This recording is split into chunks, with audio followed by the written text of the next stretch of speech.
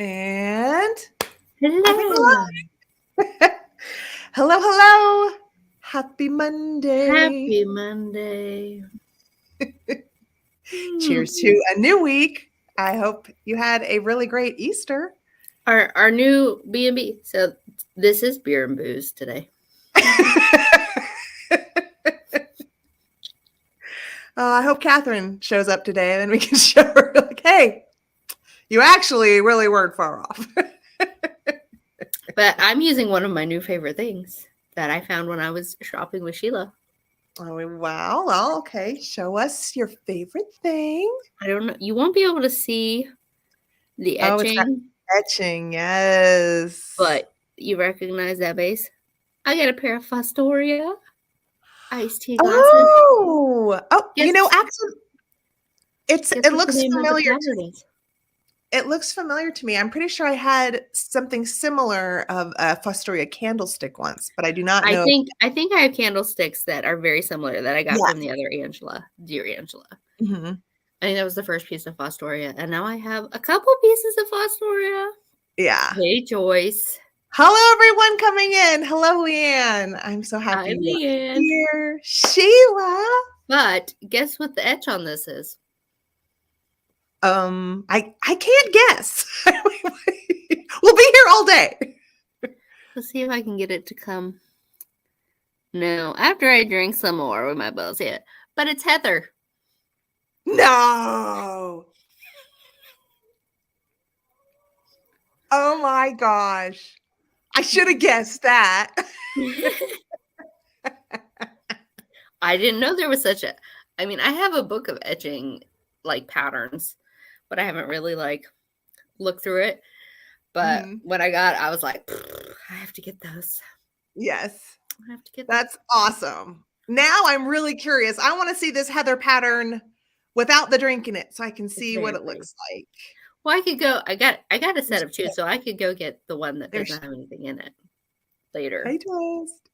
Or, you just wait until I'm done with this. I mean, I knew there was that really pretty Heather Bloom colorway in Elegant Glass where it's a really pretty lavender. But I didn't know there was a Heather etching pattern. I'm curious. This is us in a glass. It's West Virginia made glass with Heather etchings. I love it. It made me prettier, Heather. It made me prettier. I love it, love it, love it. I just saw Karen. There you are. Karen! Oh, and Chris is here too. Awesome. Everyone is coming in. It's never too late, So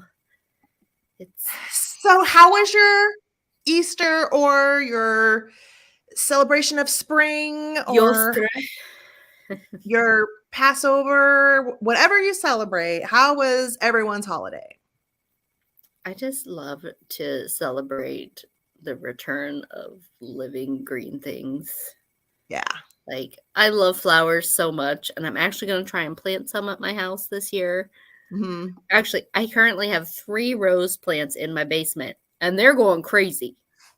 Oh, excellent. They're sprouting out. Buds and everything? No buds yet, but there's lots of leaves and lots of new little shoots. Because when I bought them, they were just like this tall above this like tube. Hey, Kevin! And now one of them is almost 3 feet tall. Wow. Yeah, they're in my basement. They're ready. They're enjoying my damn basement. But I can't plant them until after like mid-May. So I have another month before I can put them in the ground because we'll still have a frost up until then. Yeah. So, Twist, I'm sorry you're sucked. We love you. And next time, just call me. Send us a message. Yeah. I went to family dinner and then Laura! Then I did my taxes. You did your taxes on Easter? Uh-huh.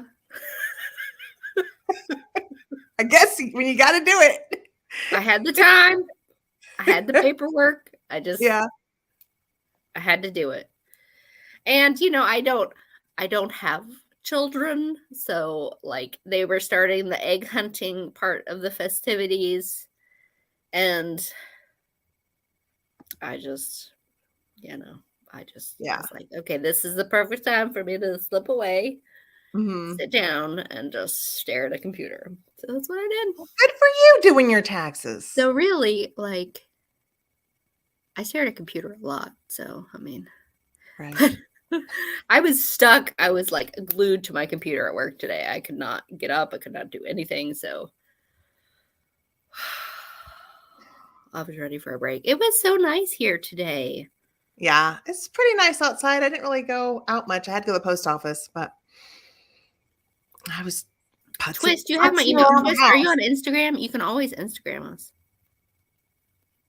Send us a message. And I was just going to say to Sheila, I actually love matzah so much.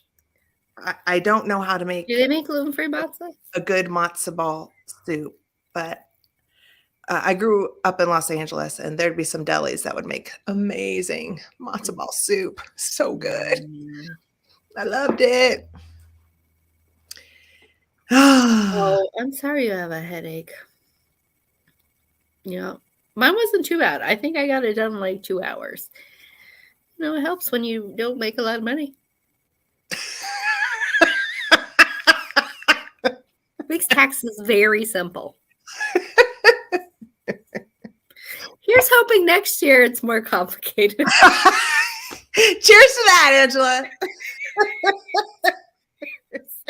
To complicated taxes. Oh, Lord. Oh, my goodness. Hey, Nancy. Okay. Anyway, so on that note, shall we? We should celebrate someone. Segments. Yeah.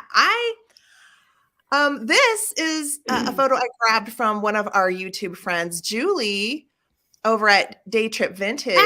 Apple, is it your birthday today? When is it? It's coming up, right? I just sent her a message on Instagram. She didn't say. She said thank you for the wishes, but I don't know what day it was. I know it's coming up. I just can't remember the actual date.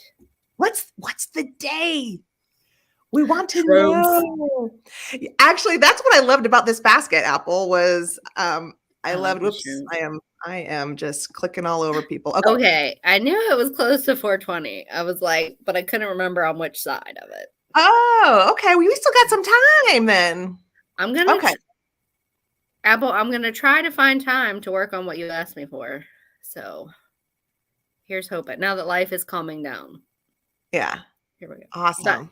Let's talk about Julie because she's awesome. This was just a real quick one. I thought it was really cute what she put together, and so I just wanted to highlight her Instagram and her cute photo. Julie is a very creative individual. She's definitely a crafty, creative, and she's always making some wonderful, whimsical, charming little things.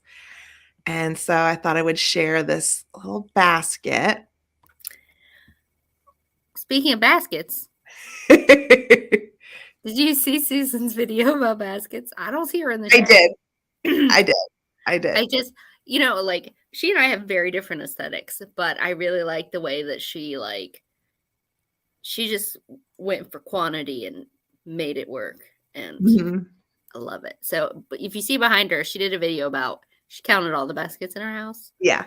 It showed you how she displays them in different ways. Mm-hmm. And, so I love this huge basket behind her with the others and then like the dried flowers. Yes. There. I love a good dried hydrangea. Oh yeah. I don't know if I can grow them at my house. We'll see. I saw Michelle pop Give me a few years. There's Michelle. But then I also like how she put, if you think I've just started for some reason thinking about the surfaces up. And when we talk about favorite things, I'll show you what I'm doing with something else I got when I was with Sheila. Like on top of my china cabinets and on top of my glowy cabinets. Like, I don't know why, like I had stuff up there, but it was just like one thing, but I'm using them now as collection spaces. Yes. When all your table surfaces are full, go up. When your cabinets are full, stack stuff on top of them. Go up on the walls. But I also absolutely love this one shelf she had that had all these little tiny baskets, because tiny things, they just get me. So that's what's there in the lower right-hand corner. Very cute little ones. And this, it I had was more baskets. We did not collaborate. We did not. But I thought this was a fun collection, and I come across these every so often. These are those cast iron door stops is what they are. I've seen some people use them as bookends, but I'm pretty sure these are all supposed to be door stops, and it's quite a collection. I've never seen floral ones. Oh, I've seen several of these. Never quite an array of different design styles like this, and with all the paint, a lot of times it won't be quite as colorful. I'm almost wondering, I wonder if they added paint to their. Yeah, because usually when I see the though I have 2 cast iron ones in my bathroom. One is like a frog on a wedge. It's not painted. And the other one is like a carriage and horses, and it's painted. I don't know when it was painted. But then I have 2 cast iron. I think they're I think they are bookends though. Okay. But they have like a scene of a knight and a lady with a castle in the background. Yeah. And they are so heavy. Like they could be door stops, absolutely. Exactly. But there's none of those little pieces that slide under. No, they're just flat on the back. Yeah, these are flat on the back. These don't. Well, maybe the ones that I've seen, I don't think they have a little like foot extension to go under the door. Because my carriage one, which absolutely is a doorstop, has a little tongue or whatever that would stick under the door. Yeah, I don't know. I'm gonna have to keep an eye. I like these. They would look really cool in my botanical bathroom. Exactly. Yeah. I thought it was definitely a fun collection I hadn't seen before. So yeah, and apparently the cast iron door stoppers are very collectible. So I almost bought a book on them, but I was like, you don't need more collections. So. Hush now. So and I know we've talked about, like, I've done the tiny globes before, but I found the rustic reborn, but I also wanted to just talk about bigger globes in general, because I think on the left would be really cool, like if you have souvenirs from your travels, and like say they're small, or say you just have a few, like you haven't got to travel much, but you could find some cheap. I usually do Apple, and that's why we're in this position. So but then you could, use them as like the backdrop for your travel tchotchkes. But then I love the idea of the globe lights, and you could easily do this yourself. This is a DIY that is extremely approachable, because they make those pendant. You can just buy those pendant kits. You'll find, globes are surprisingly easy to cut into. That's what I was going to ask. Would you have to saw the globe yourself, like saw it open? Yeah, you'd have to cut the bottom off. But usually there's already a hole.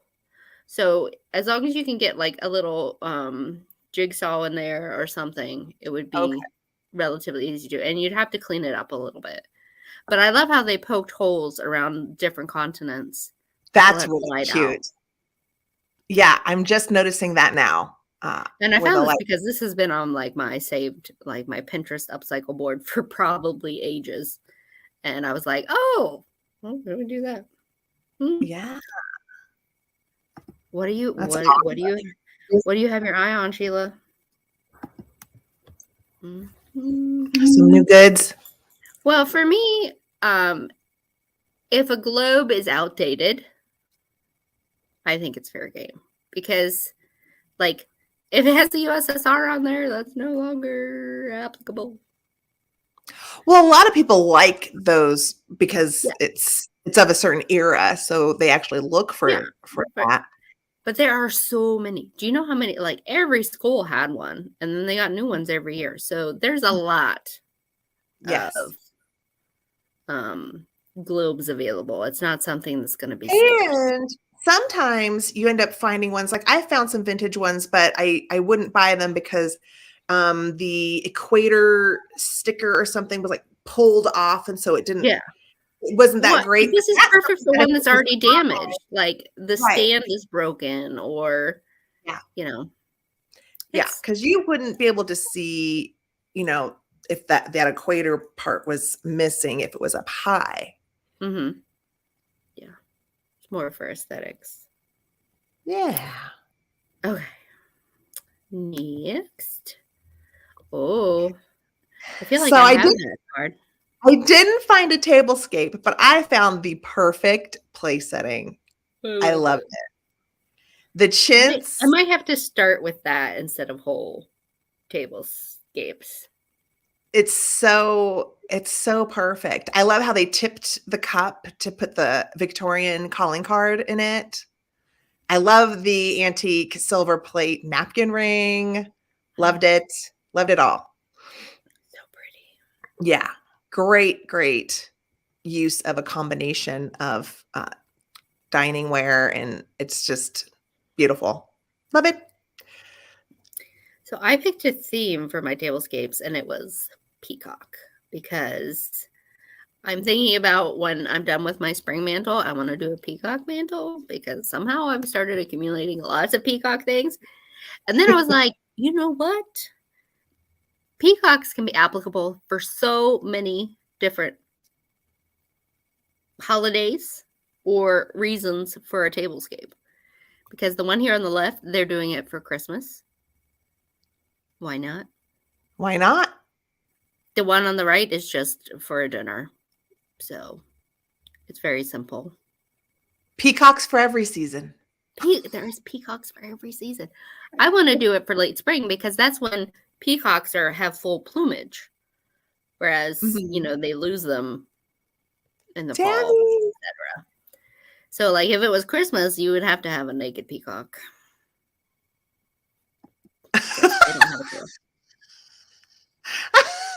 I don't know. I think for Christmas, I would still want the plumage. You would, but in reality, well, in Australia, they would still have plumage. Because it's warm there. Yeah. And then it's the perfect color combination for Mardi Gras as well. Mardi Gras. Oh, that's perfect. Yes. So these are just things I saw. I thought they were lovely. And I'm going to be sucking it all in for ideas for the mantle coming soon. I can't wait. Can be mean and very territorial. And I would not want one as a pet. They are very loud. Their call is eerie. I love the way they sound. You don't like it? I like it, but it's because it's eerie. Yeah. It sounds very lonely. Uh-huh. Yeah. So that's why I like it, but a lot of people don't for those very same reasons. So,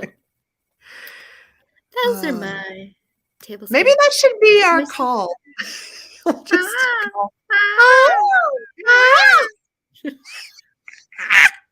Oh. Okay.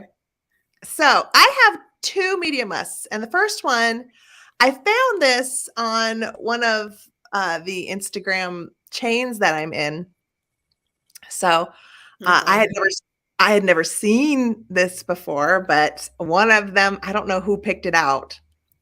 I don't know if it was Leanne or not, but this gal, I don't know her last name, but her name is Ivy, and she's quite talented. If you go to her Instagram, Ace of Shades, you can actually see videos of her sewing and building these beautiful shades. They are stunning. And you can also go to her website. It's aceofshades.co. If you want to see some of the custom work she has done, but yeah, the real time lapses are just fantastic. Yes, you not only do you get an appreciation for the final product, but how much work and thought goes into it, and like just delicate, detailed seamstress work and things like that. The beading around the fringes, they're really, really well done. And it's just nice to know that there are people out there that exist so that if you wanted to have something like this, they could make it for you. Mm-hmm. I like knowing there are people out there that are doing work like this. Didn't Christine McConnell do a video about a similar kind of lampshade?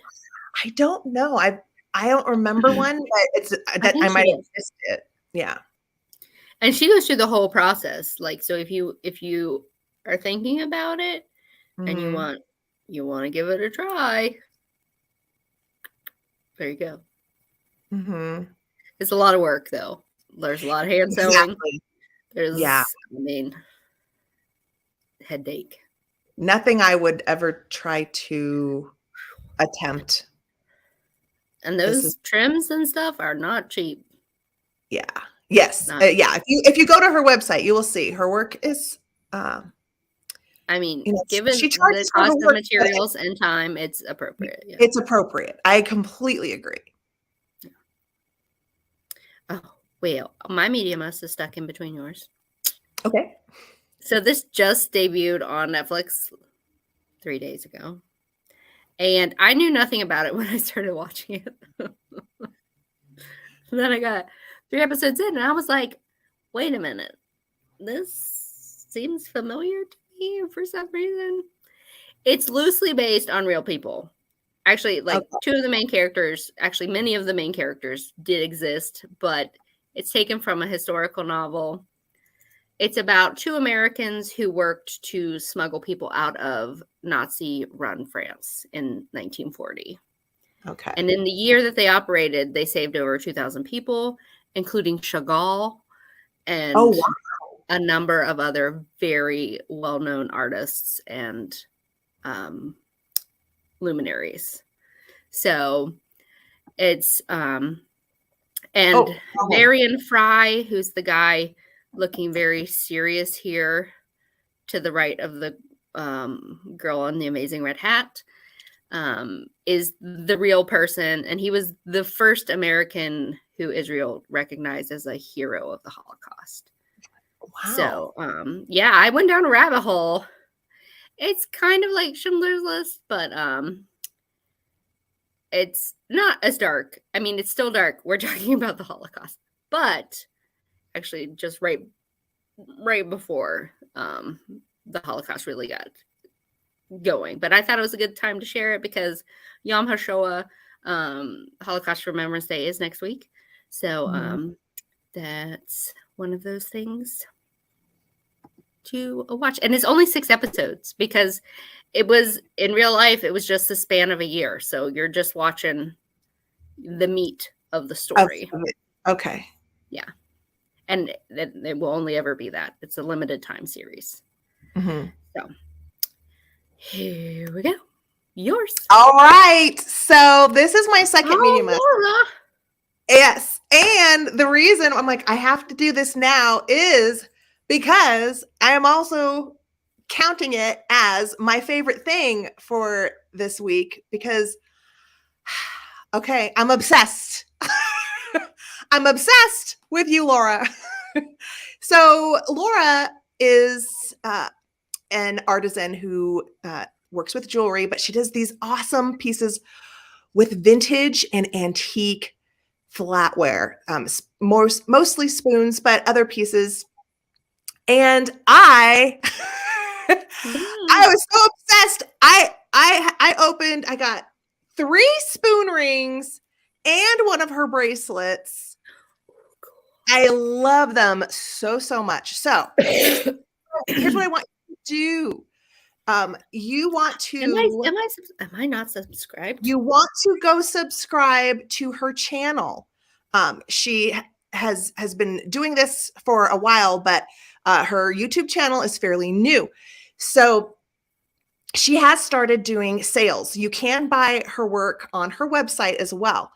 but she is starting to do YouTube sales, which is when I got these awesome deals on her work. I absolutely love them. And she will do wonderful research for you. So like when I bought my spoon rings, she will send you on her business card the name of the pattern and the year it was made. And also the sizes you ordered. So they're great little references to hold on to. So you know, like I've got rings from the 50s and my bracelet is from 1933. And I just love that. So I know exactly what I ordered. I mean, I don't know if here I'll get really close. I'll drop her link in the chat so people look at it. That's so pretty. It's magnetic. It's so cool. Actually, I did 2 pages. Hold on, let me show you. Here's close-ups. So you could do. I know she's got the charms like what I did, or she does work with stones in the middle as well. Just amazing. Not only are these. Wait, go back. Oh, okay. Look at the daffodils. I'm like, oh, I got one of those. The daffodils. I got a daffodil ring. It's so awesome. Do you see this? Can you see? I love this. I love it so much. Yeah. So it's just wonderful. It's like support our community. I know, and I come across so many pretty like lone pieces of silver that like I was like, I want to do something with it, but I don't have the arm strength required. Yeah. I mean, and she works with both silver plate. All the ones I bought were silver plate. And you guys, you go onto her YouTube sales. Each of these rings was $15. Do you see this? Do you see how gorgeous this one is? Amazing. I can't say enough good things about her. So if you love spoon jewelry and you love repurposing and using things that are from other eras, I just think it's wonderful. Everything you do, Laura, I love. So definitely check her out for sure. Media must and favorite thing. Okay. So my inspiring interiors, I happened upon these 2 pictures and I just loved a lot about it. Like I loved the rough stone. I loved the collection of cutting boards and possibly peels there on the mantle. I like the idea of having soft chairs at your table.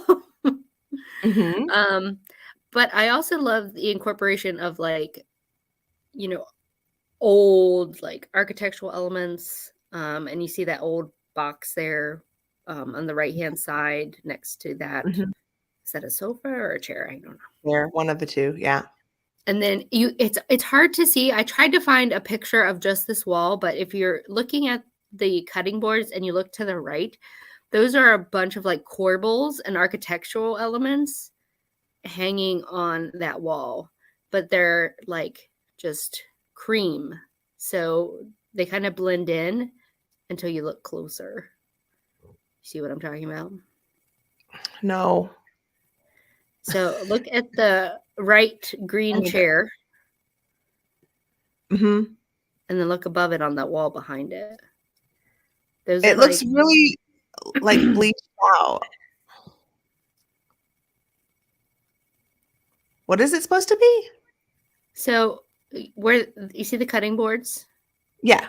Look at the wall to the right of the cutting boards. I am. So those are like cornices and corbels and. Oh, are they? Yeah. Oh, yeah. I couldn't tell. I know. I was trying to find a better picture of it and I could not, which led me to the designers. This was like their home. So this is Brooke and Steve Gianetti. Hey, y'all. Velvet and Linen is Brooke's Instagram, so you can follow her there. And his Instagram is Steve Gianetti. But they're very much like I know this couple. Yeah. This couple lives in California. No, now they live in Tennessee. They moved. Did they used to live in California? They lived somewhere. Did they have And then goats? they just moved. Yes. And Okay, I'm pretty sure I know this couple. yeah, it was like Patina Farm is the name Yes! of their farm Yes! in California. It's in California. Yes. Well, they moved closer to me. So this is from her stories because they do like vignettes, probably for staging, etc. But they're now Patina Home and Garden is now in Tennessee. And I absolutely loved this bookshelf. Yeah. Yeah. If Like you the look old up, tired books and that architectural piece, like now I want to hang stuff in front of bookshelves. Like, lovely. Yeah. So yeah, you should follow them. They have a website too.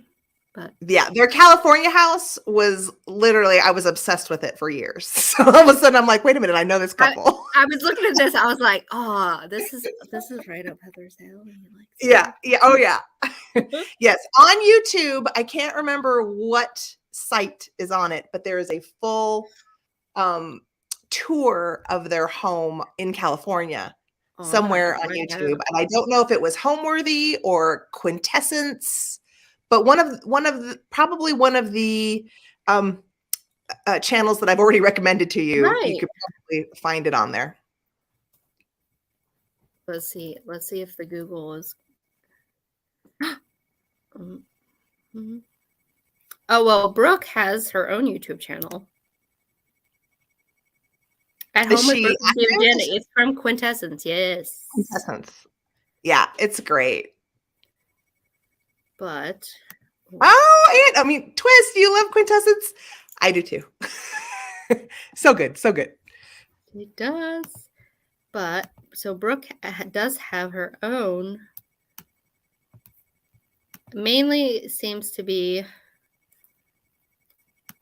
Well, she has some longer videos too. She has a bunch of shorts, but she has longer videos too. Okay. Oh, I will put it in the private chat and you can share it because I'm not looking on my phone. Is that it right there? Yeah. Okay.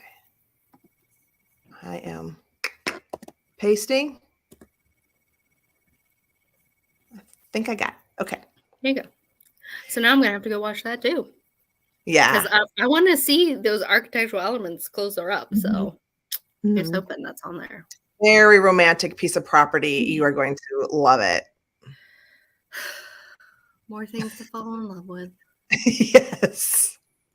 No, we're getting close, Christy. Coming up very soon. We're just finishing our intro bits.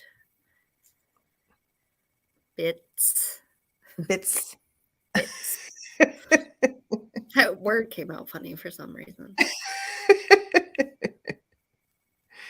Was this the last thing? That is the last thing. Okay. All right. All right. So now we'll do the brownies, Christy. So you're just in time. Okay, so for my little history highlight, I chose Palmer Cox's brownies. And first, we'll just get a little background on where Palmer Cox grew up and how he got this idea. So he was born on a farm in Canada in 1840. And as a child, he would hear Scottish folktales from his mother featuring brownies, these little members of the fairy world whose primary task in life was to help with chores around the house while the occupants of the house slept, but who often got into mischief. So that was, he heard about the brownies from, as a child. And he decides to move to the United States. He moves to California.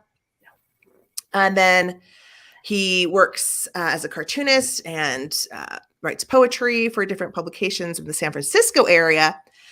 And then by the 1870s, he moves to New York and he writes for Scribner's, other publications. But it was here where he wrote in the children's periodical called St. Nicholas that Cox first introduced his brownies to the public in 1883 with a story called The Brownies Ride. So that was when the phenomenon of the brownies started. And some people call him actually the Victorian Walt Disney because the brownies were just so hugely popular. And I do have a quote that I wanted to share, the words of Palmer himself. It says, I was brought up in an old Scottish settlement, and the people had a quaint notion of a brownie who was supposed to attach himself to each particular household and help the old folks do odd jobs when nobody was looking.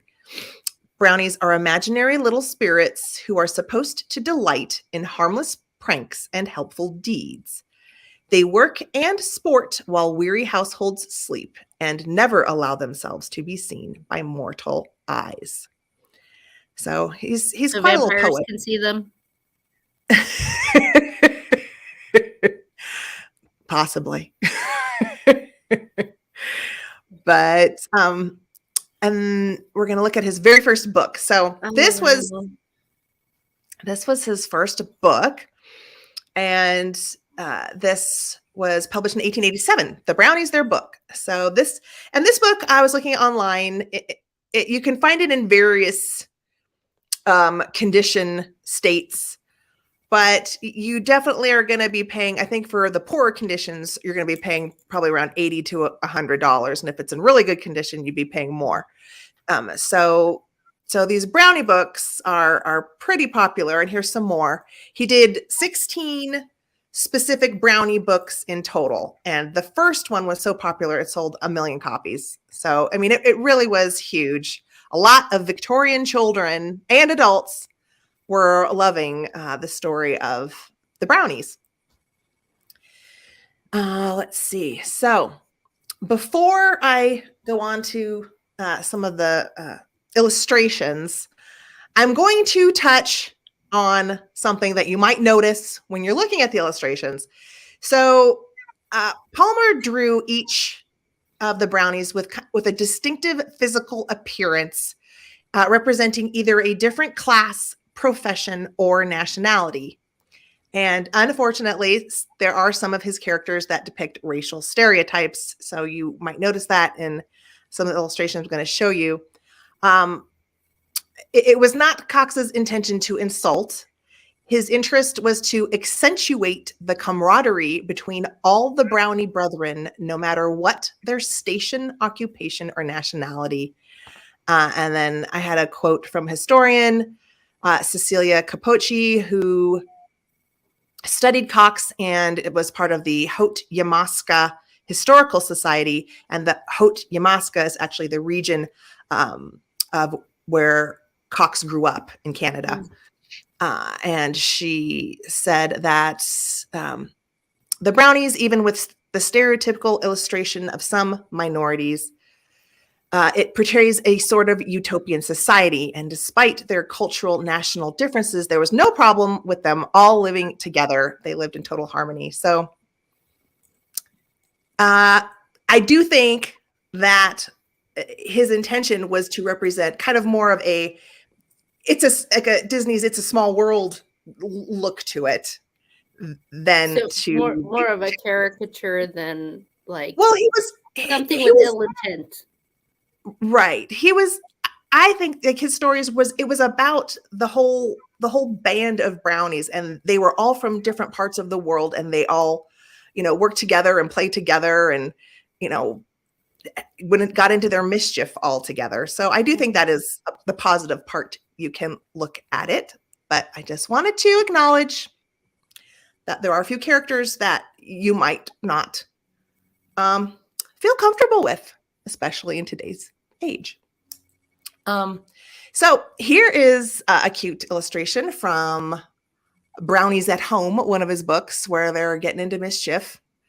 And I didn't get an auction result on that one or this one. This one was pretty cute, where they're riding the ostrich. This one's at the zoo. But if you are interested in collecting Palmer Cox illustrations, his original pen and ink works do come up at auction every once in a while. And I do have a number for this one called the Brownie Disaster. And that sold for $3,700 in 2013. And these pieces, I didn't get the exact measurements, but they're not huge. They're maybe a little bit bigger than an 8.5 by 11-ish size. So you're looking at about, not huge. Paper, almost, yeah. Yeah. Yeah. And then this one, just to kind of give you an idea of like some of the fun illustrations, this was the, what caught everyone's heart and soul, where they loved the mischief and the antics and the crazy adventures that this huge band of brownies would get into. And this one, I didn't get a final bid price on but they had an estimate of $2,000. So I think the more brownies and the more fun subject matter, probably the higher the price it would command. Yeah, I mean those penny farthing bikes probably also attribute, because for some reason bicycles of any kind will just yeah. So these don't try this at home, kids. If you have 3 penny farthings lying around in a 2x4, don't get any ideas. So now we're going to look at the advertising and merchandise of the brownies. And what's really interesting is pretty much everything you're going to see are things that Palmer Cox did not draw. These have nothing to do with him. He allowed all these companies to use his brownie characters in their advertising, but they would use different illustrators to draw them. So when you're looking at brownie collectibles in this sort of thing, advertising, trade cards, the dolls, there's just people were using these characters everywhere. They're not going to be exactly his drawings. Like it's like little copies, or because they're just different artists doing this. And so I love the trade card with the boot. I thought that was adorable. And then I just grabbed this fruit label, and the fruit label is really apparent. I mean, they barely look like his brownies, but the reason they are is because they're called brownies and they are mimicking his characters. So you can see the policeman, you can see the millionaire, you can see his characters. And if you have all those characters that he was kind of famous for featuring, that they're supposed to be Palmer Cox brownies, even though these are not Palmer Cox brownies. Does that make sense? I would hope that they paid him a licensing fee or something. No. Like what? No. He just let everybody do this. He was just like, okay. Yeah, I know. He died for the loan. I think Walt Disney saw this and was like, that ain't happening to me. Right. Exactly. So this was just a fun series. This was a trade card series where they find the cigar on the ground, and then each card, they figure out a way to, hoist it up. And then at the end, they're all kind of waiting in single file lighting. There's a little pushing trying to get in there, but they're all taking turns to take a puff of the cigar. I think it's cute. And I like the names. There's appropriation, preparation, anticipation, and realization. Yes. I wonder what they made the little funnel filter out of. Who knows? That's funny. Yeah, I thought it was cute. And then the most famous advertising. I never connected that. Eastman Kodak named the camera that they wanted to market to children the Brownie after the Brownies. He looks more like Tweedledee and Tweedledum. I know. Actually, I was thinking that Tweedledee and Tweedledum look more like his version of another inappropriate, but one of his characters kind of looks, it's called like the dunce character. And I think Tweedledee and Tweedledum might have been a copy of a Cox brownie, but you know, who's to say? That's possible. But yeah, so, and I found the packaging. There's a couple different colors. There was a green box as well that had brownie imagery on the packaging, which I think is really cool. But yeah, they named their brownie camera after Cox's brownies. And it was $1. You see this? It's $1. I've got a stack of them upstairs. I'm not going to sell them for $1 though. Right. Okay. And then this was a really cool thing that I found from a private collection where they still had the original display box and stand with the stamps. So each of these at the bottom is an individual box holding a stamp. And then I believe it was for them to color, like the kids to stamp and then like color in, I'm thinking. Yeah, because I can see the little ink pad there in red behind them. Yes. And then there's crayons. So that's a cute piece. I don't think that's something most of us could find. I think this is very rare to find. I had a stamp set very similar, but it wasn't the brownies. Yeah. It was animals. Yeah. So here was just a couple of things where it went everywhere.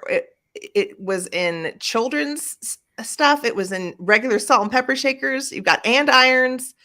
People were mimicking or trying to profit on these characters that everyone loved so much. Everywhere. We went from Jenny Lind to brownies. Yes. They were the first like mascot. Maybe. And then this this was the 9-pin game.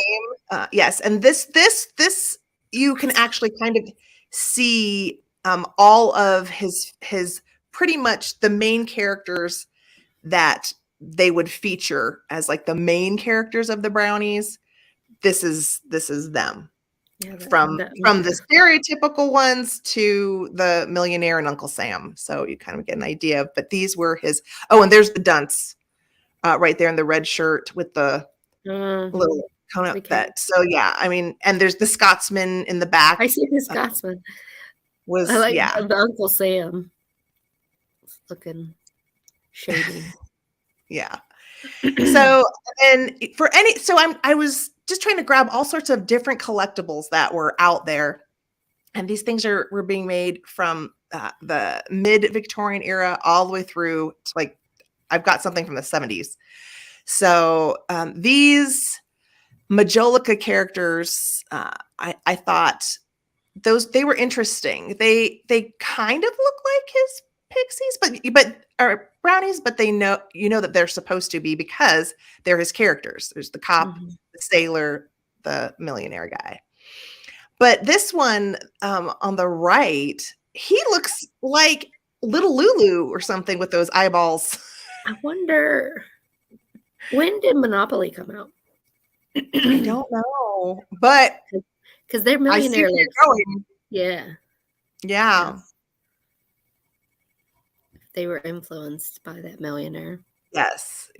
And then this was a lot. This was an auction lot, but I wanted to screen grab it because I really loved the candy container on the left where he was riding the rabbit. So this is a lot where it's featuring different kind of composition pieces and some die cut, I think, trade cards here in the back where they're riding the animals. But it does give you more of an idea of just like how different some of the different merchandising companies would make. They'd be like, let's make some candy containers with the brownies on it. Okay, let's do it. And they would just make whatever they wanted to make. These, I think, are pretty cute. The soft cloth dolls. I really like the one on the right. I think he's pretty cute. Maybe that, I don't know. I think he's cute. I like him. Oh, and these ones. Okay. These ones are special. These are from 1899 was when Show and Hut Toy Company made store display brownies. And these are super collectible. They're big. They're like 3 feet tall. And these would command like $3,000. I mean, maybe a little less if it's not in great condition, but these are super collectible, and I guess they're out there to find. I love how expressive they are. These are much more of a truer depiction of Cox's brownies, just because of the skinny. I think just the proportion is a little closer to the way Cox drew his characters. But it's also a collectible because if you collect Show and Hut toys, it's like double whammy. What's so funny? I missed it. It just says, yeah, they're super special. They should be put away and kept secret. Angela's not loving the brownies. You wouldn't want this sitting at the edge of your bed at night, Angela? They could guard you. Yeah. You wake up and he's just holding a glass of water for you.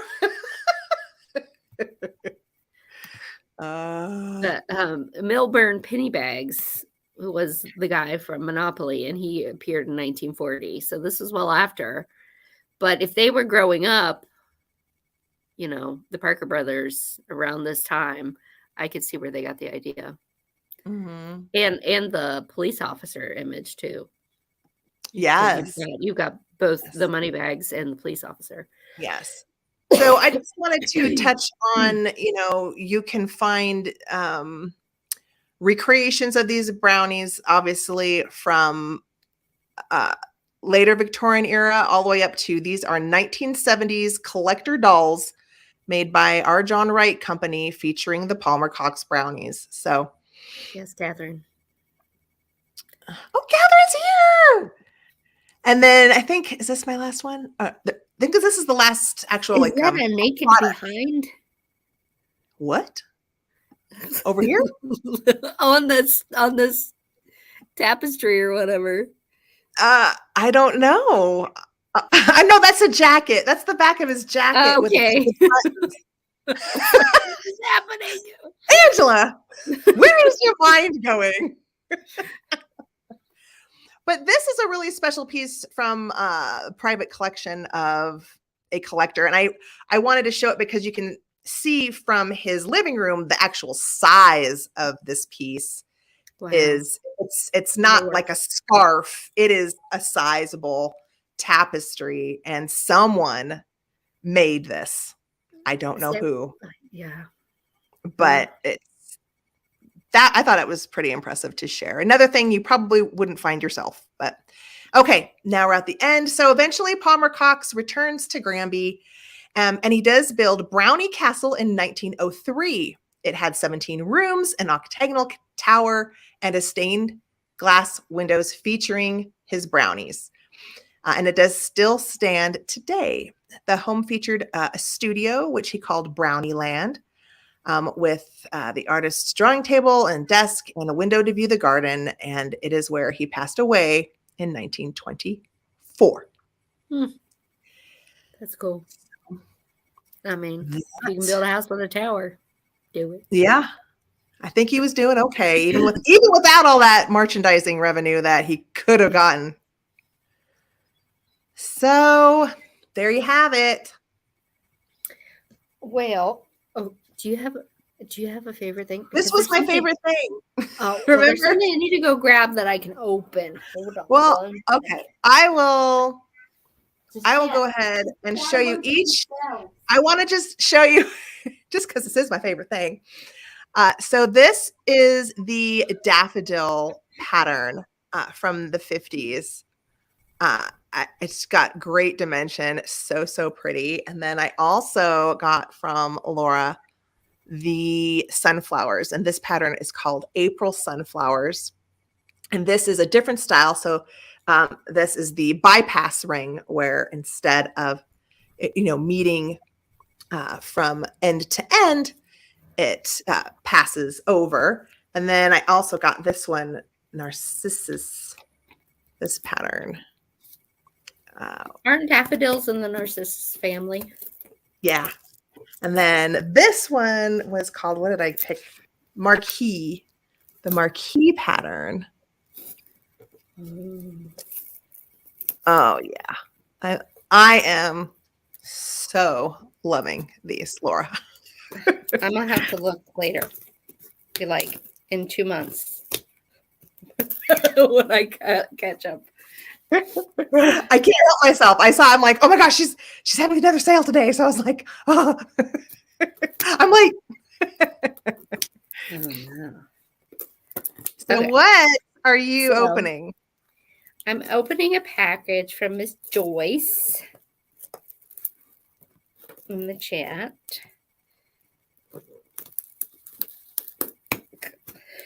It's very well packaged here. Hold on. Oh, Susan's here. Hey, Susan. Hey, Susan.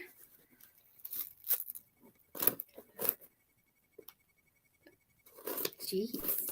It just arrived today, or otherwise I would have opened it beforehand. But it was here when I got Are you home. using garden shears to open this? No, these are like cut-alls. Like, oh, I have 2 pairs of them. My mom got them for everybody for Christmas. Mm-hmm. Like, they cut everything. And they're not sharp, pointy, so they are safe to use. Mm-hmm. Oh no! Look, there's also there's a kitty. That's a surprise. And some coral. Oops. I'm trying to get her channel in here right now, Kathy. Oh, I posted it earlier. Oh, I think I got it there. Because if you don't know, Joyce is a very crafty lady. She is. Do you know what this is? Yeah, I bought this from her. She posted a picture of it, and I recently redone my bathroom, and I was like, you know what? I need that for my bathroom because it's botanical. My bathroom's now botanical theme, and I was like, oh my goodness, I need it. And it harkens back to a history highlight you did. Oh, I'm so curious. Show us. I had to remove all the things. Is it a shell flower? It's a shell rose. Oh, I'm so jealous. Oh, Look it's at so little me. It's adorable. This is from Joyce Coleman. She's in the chat, Angela. Let me. This is from Joyce. So I have a shelf that has some frog figurines on it. And Joyce also loves frogs. So this is going to nestle in between the frogs. It's so pretty. Look at It's awesome. I love these flowers. Joyce, I can't find you in the chat. Oh, Katie's here too. Hi, Katie. Yeah. Oh, did we not say hi? Katie was here earlier. And then I'm missing I'm going to show you the favorite thing I was going to show you before that arrived. And I got these 2 ladies because I was talking about how I'm putting stuff on top of my various cabinets. And yes. The top of the china cabinet is turning into like ladies, like, because I have the Atala that Peggy gave me. And then I have Agnes that I got from work. And then I found these 2 ladies. Oh, Look, she's got a sledgehammer. I love her. Isn't she cool? She's great. And then she's carving. something. They're both showing some leg. I like it. Yes, they are. They want you to see their fierce gladiator sandals. But she's got a chisel, so don't get and a baby under one arm. I mean, that's hardcore. That's a sculpture. Oh, that's the sculpture? She's sculpting the baby. I thought she had the baby and she's like sculpting. No. Just like got the baby under there. The baby is a sculptor. So I don't know which Greek Roman goddess is for sledgehammers and chiseling, but I love them. I love them. Yes, lady with a sledgehammer. Yes, Angela. I mean, I thought the brownies are cool, but these are more my speed. So, these are my favorite things. I love it. I love it. I found so many things while we were shopping, so I'm gonna be set in favorite things for at least. Awesome. Awesome. Hey, Jeannie. So I think we got everything unless you had a quote. I think we No, you had a quote in your thing, so I did not prepare a quote for this week. Yeah, so that does it, you guys. Thanks so much for hanging out with us for our Monday chat hour. I'm so happy that all of you came to hang out with us today. Get bigger. Join me. Yo, make me bigger. Oh, I see. I'm Thanks everybody for hanging out. We join us next week on my channel. Yes. For more fun times. Yes. Come back next Monday on VOA.Quest 1910. And she never tells me what her history highlight is going to be about, so I never have a clue. No, I didn't know yours until today. It's going to be a surprise. I try not to look. I can drop the link for sure. A link. Oh, Susan popped in. Susan, you missed it. Angela featured you. I talked about you, Susan. Yes, Angela talked about you in your basket episode of your channel. Yup. Yeah. All right. Oh, I'm trying to get the link. Hold on one second. Okay. It keeps playing my... Here we go. We're trying to get the shortened link, and it wasn't... Oh. You'll have to put Are you putting it in my chat? Putting it in the private chat for you to share. All right. There's me. I am screen copying. I am pasting. I am hitting return. It should pop up in the chat shortly for all of you. Thanks so much, everybody. Yes. I hope you have a great week. Yeah, everyone have a good week.